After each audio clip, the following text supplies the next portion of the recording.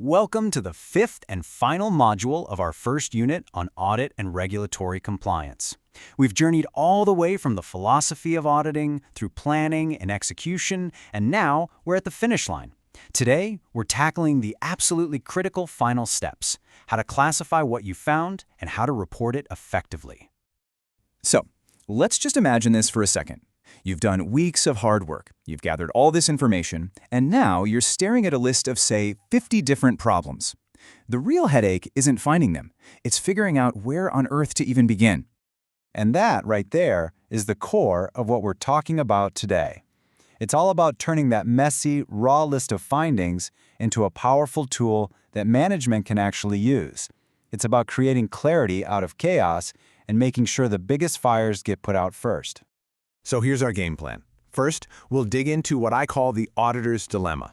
Then, we'll look at a system for triaging risk. After that, we'll get into the nuts and bolts of crafting a solid, defensible report, and finally, we'll see how to turn that report into real, lasting change. All right, let's dive right in.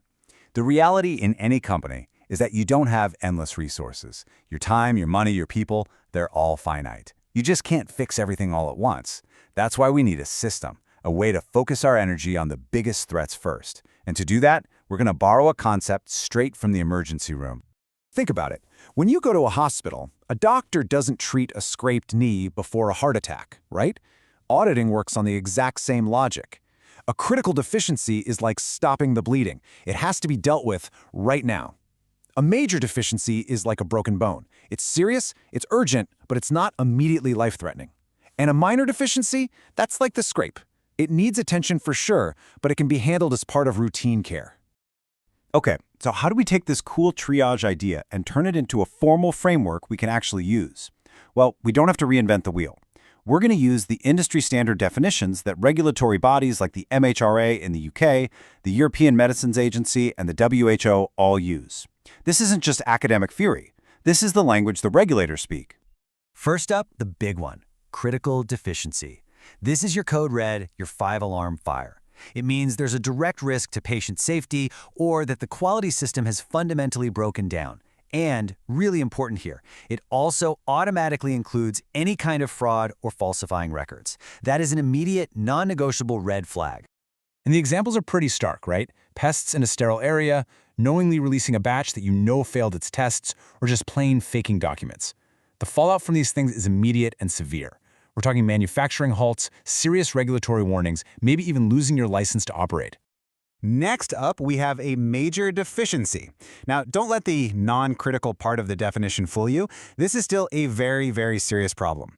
It points to a significant deviation from good practices, a systemic failure in your process, or maybe that you failed to fix problems you were told about in a previous audit. So this could be something like not validating your equipment cleaning procedures, or you can't find the training records for the people running critical machinery. And here's a key point. If you have a whole cluster of small, minor issues, they can actually add up and be elevated to one major deficiency. It's a sign that a system isn't just having a bad day, it's fundamentally broken. And finally, we get to minor deficiencies. Now, these are still things that need to be fixed. They're departures from good manufacturing practices, but they don't carry that same immediate severe risk as the other two. We're usually talking about isolated incidents here, things that don't directly impact the product's quality. You know, a small crack in the warehouse floor, a typo in a logbook, somebody wearing a watch in a non-sterile area. These issues are typically folded into the normal maintenance cycle. No need to sound the alarms. Okay, so you've done the hard work of classifying your findings. Now you have to document them. And let's be crystal clear, this audit report isn't just a memo. It is a formal legal document. Regulators can pull this thing up years down the road, so it needs to be absolutely rock solid. The number one principle here is to be objective and traceable. You report facts, not your opinions. For instance, you can't just write, "The warehouse was dirty." What does that even mean? It's subjective. Instead, you write, "Accumulated dust and 2 spider webs were observed on the pallets in row 4. See the difference? One is an opinion, the other is a verifiable fact. A great report has a logical flow. You start with the basics, your header. Then comes the executive summary. That's the high-level snapshot for busy leaders. Then you clearly define the scope and objectives, what you looked at, and just as important, what you didn't look at. The real meat of the report is the observation section, with all your detailed classified findings, and you wrap it all up with a clear conclusion and a recommendation, like, yes, approve this supplier.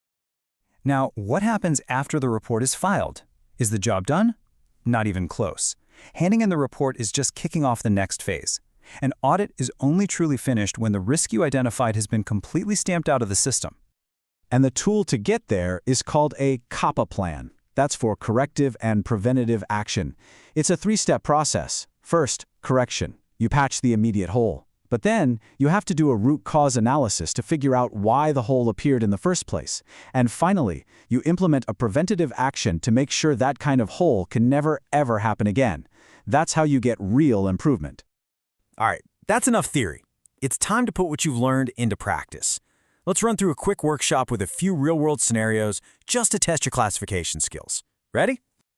First one, the quality control manager faked an analyst's signature on a testing report. What's the call? Critical, major, or minor?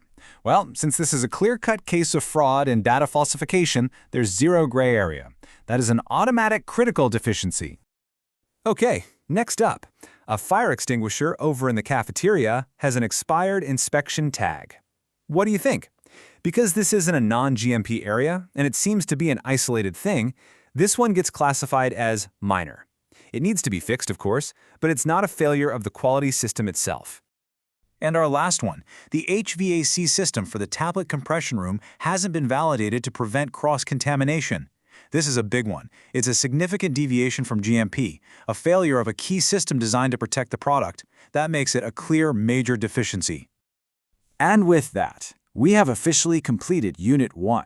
Just think about it. We've covered everything from the why of auditing to who's involved, how to plan and execute, and finally how to classify and report what we find. You've now seen the entire life cycle of an audit. And this brings us to our final and maybe most important takeaway. The report is filed, the CAPAs are all closed out. But is the system truly safe? This is the question that every quality professional has to keep asking every single day. Because the goal isn't just to close an audit, it's to drive continuous improvement and ensure that patient safety is, and always will be, the top priority. Thank you for joining me for this module.